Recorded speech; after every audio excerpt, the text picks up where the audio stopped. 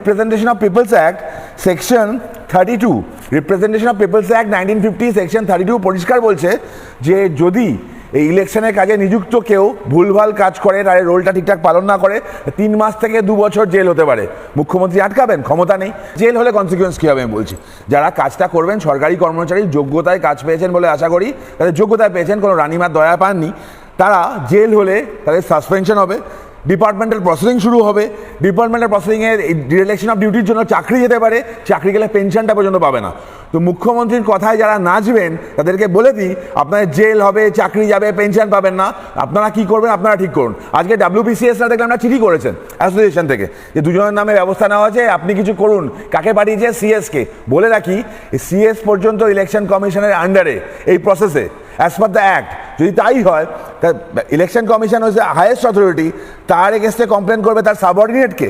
আমার তো সন্দেহ হয় এই WBCS যারা, তারা ওই পিএসসি দুর্নীতির ফসল না তো।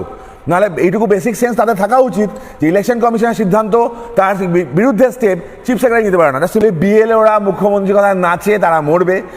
WBCS পর্যন্ত রক্ষা পাচ্ছে না, তাহলে বিএলওকে আরও বলছি, ডিএম যদি গোলমাল করে, ডিএমেরও চাকরি যেতে পারে। সুতরাং যারা মুখ্যমন্ত্রীর কথা ভেবে নাচবেন, তারা মনে রাখবেন যাদের মাথায় দিদির হাত, তারাই খাচ্ছে জেলের ভাত।